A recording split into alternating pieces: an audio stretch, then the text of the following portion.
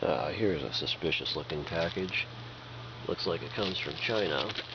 Let's see, I ordered a few things from China. Duct tape and garbage bags, wow. Okay. Let's see what the heck this thing is. And bubble wrap. This is freaking amazing. I suspect, well, we'll see what it is.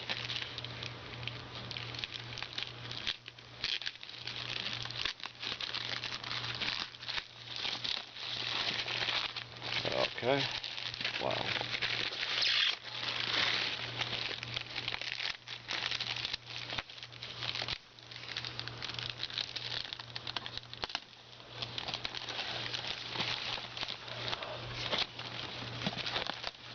Okay.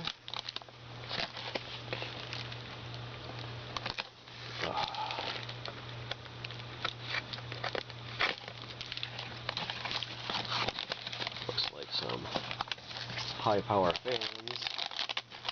Okay, here's a coil.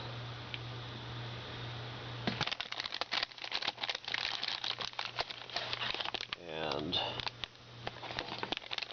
I believe this is the induction heater that I ordered a while back. So that should be interesting to test out.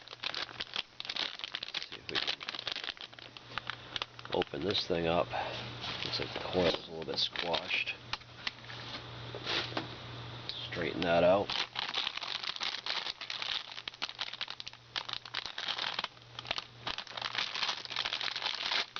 Okay.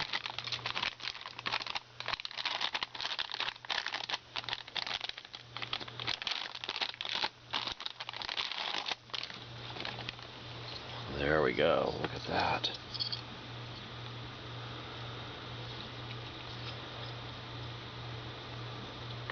Okay. Ooh. I'm trying to figure out where that coil hooks in. Probably into these things up here. I have to look at this thing a little bit. Looks like it was banged up a little bit in shipping, so hopefully it works. That should be interesting to see what this thing does. Looks like there's absolutely no directions with it, so could be a fun time here. Okay. Again, here's the heater coil and the power supply. Well, I'll have to check that out. Okay, so this thing came with no directions. I'm just trying to figure out how to hook this coil thing up to this power supply. I think it hooks up to this side. I think these things here, this guy and that guy, are terminals for the coil. And if you look around the other side, there's something labeled plus and minus on the back, so that's probably the input. And I think it might have told what the voltages were. I can't remember whether it was 12 volts or 48 volts. Might have been higher voltage than 12. And I assume this is, well, it's definitely DC. It's plus and minus. So I might either try to find the original website, or maybe I will just guess at 12 volts and then up it if that's not enough. I think maybe you can see how it's got kind of a U bracket here. If you loosen up this outer one and that outer one, then it will raise. See, I think you stick the tubing right in this little slot. So if you raise either side of these guys here by undoing the screws on the bottom, like so, then you might be able to fit the coil in there and then clamp it back down. I'm going to guess that's how it works. See, we have more. Oh, there's not a lot of light there. We have more clearance now that I've loosened those two things up. So we might be able to shove. Maybe I should do the other coil first, since it's not behaving very well. Might be easier to put this side in first. Oh, come on. Let's loosen up these guys. Okay, come on. This is... Oh my god.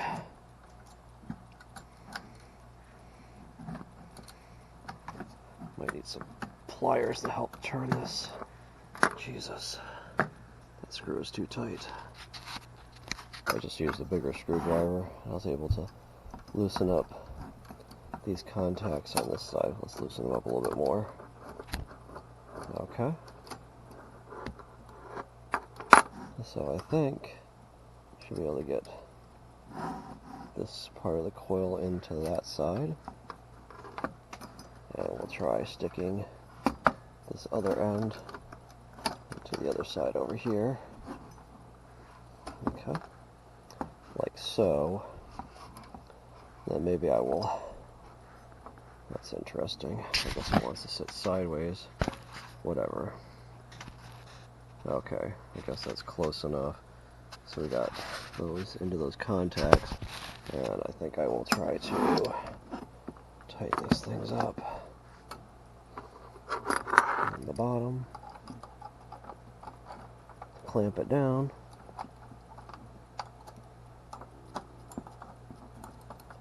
Okay. And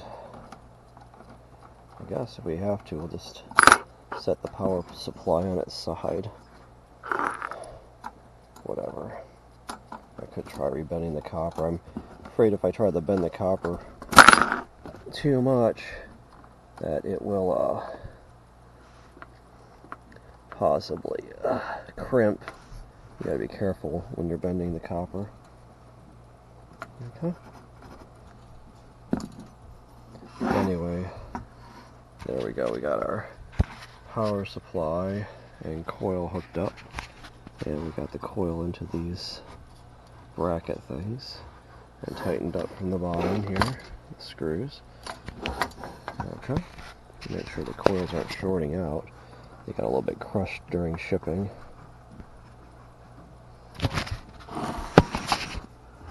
Yeah, make sure they're not shorted out here. You don't really want them to short out, I don't think. That could not be good. Okay.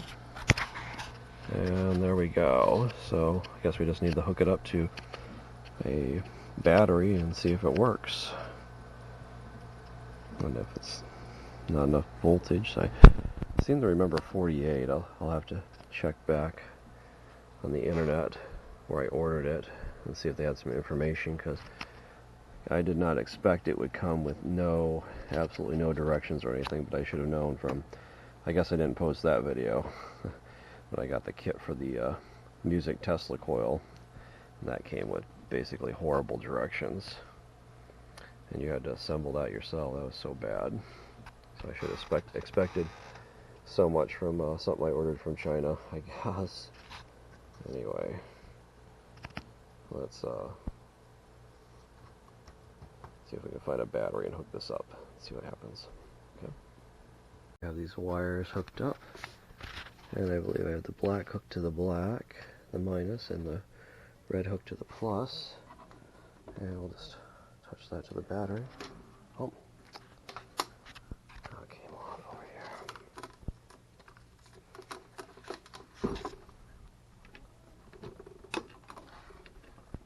Come on. Get that wire hooked back up. And we'll hook it back up to the battery. And the fans turn on, so that's a good sign. Put this bolt in the middle of the coil. See if it gets hot, I guess. I noticed that copper thing's touching where the heat sinks. I wonder if that's going to be a problem. Huh.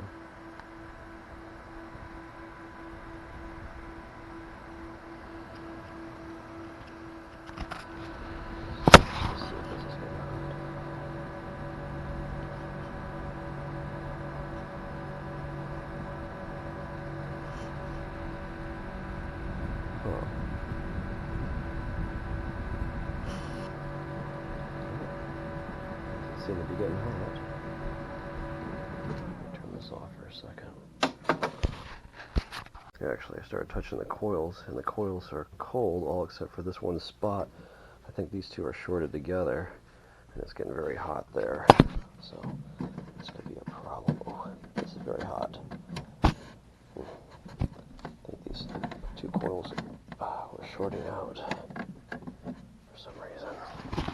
It's getting very hot there. Yeah, it's definitely very hot in the copper at that point. Let's try this again. Stick the bolt in the middle of this oil thing here. Let's see if it heats up.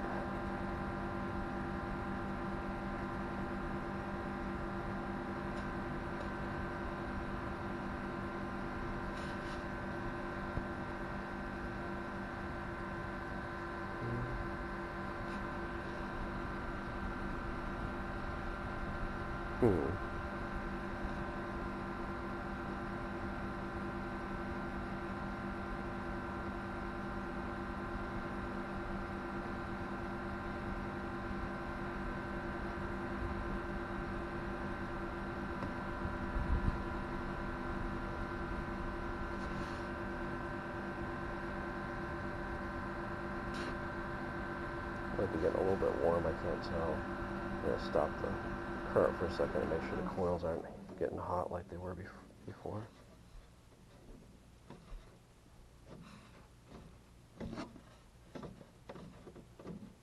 Okay, I don't know. Okay, I think I found the details for it. I got it from Wish, and it was a, picture looks different. ZVS high frequency low voltage induction heater from 12 to 48 volts, 20 amps, 1000 watts. Okay, so it looks like it will take 12 volts, but it will also work up to 48 volts. So that would be like 4 car batteries in series. So let me see what I can do. Should be interesting. Okay, so let's do a test of the frequency of this induction heater thing that I got from China. And I have my lithium battery here, and I have a scope. And as I said before, you can always capacitively couple to the scope without, the risk of ruining it. Just bring the probe close, and you can see what's going on. Oops. Here, let's turn the guy on. Fans are running, and here we'll bring the probe close, and there we go. There is the waveform from our coil down here. Okay, and it looks like the frequency is about 46.3 kilohertz. You can see that. The camera gets a little bit blurry when you get it close. Okay, so it looks like it's putting out power, but I would like to put out more power, so I'm going to have to get from 12 volts to about 48 volts. So I'm going to probably order some more motorcycle batteries, just regular ones, and we will do some testing with that. It should be interesting. Okay. Anyway, a very neat unit, not too much. Usually these induction generators or induction heaters cost quite a bit of money. Okay, should be interesting to see how it works at full power. Okay, so we have our induction heater, and I made a 48 volt. It's actually more than that because this 12 volt battery is really more than 12 volts.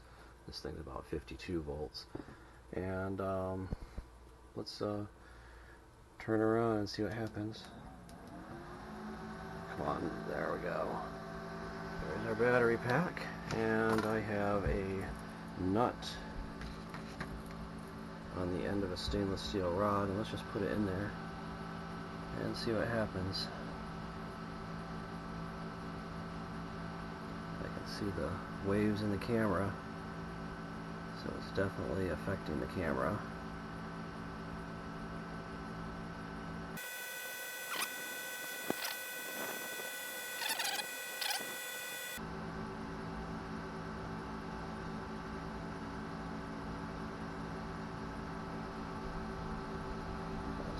definitely a RF feel when I get the camera too close.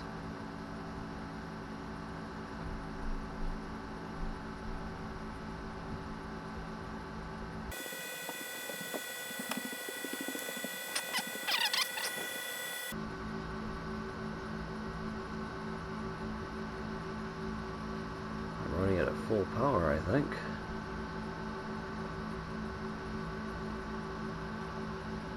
Oh, is that getting hot?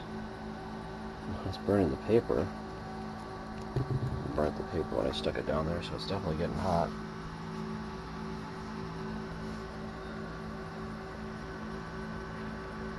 Okay, let me just, I guess, let it run for a little while. We'll see what happens. I don't feel like putting my finger on it, because if it's burning the paper, it's definitely getting hot.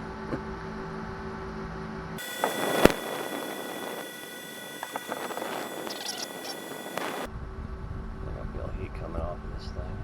I think the copper windings are getting hot. Maybe you're supposed to cool them. Maybe I need to run cooling water through the copper windings, because it looks like they're getting hot, actually.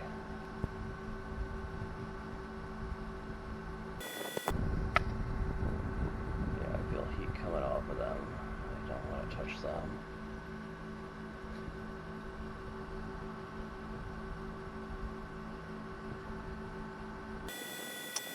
Looks like there's copper starting to oxidize.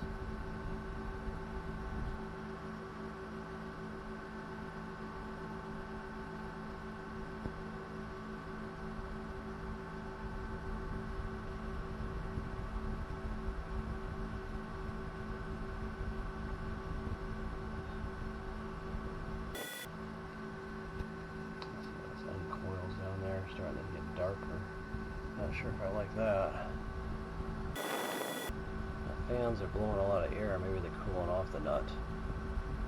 Maybe I have to have some kind of heat shield around it to keep it hotter. And the nut has definitely changed color.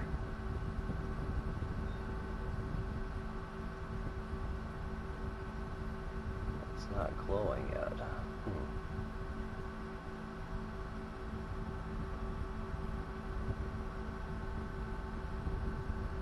Take it out and touch the paper with it. It burns the paper. It's definitely hot.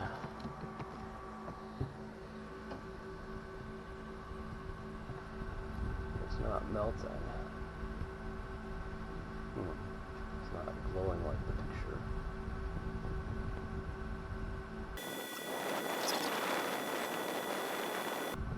Just let it run for a while, see what happens. Okay, I've been letting it run for a while, and it's hot enough to scorch the paper, but it's not glowing. It's definitely pretty hot though. Maybe I have to do something else to, maybe there's too much heat conduction through this rod or something. Or maybe there's too much cooling from the air. I feel like the coils are probably hot too.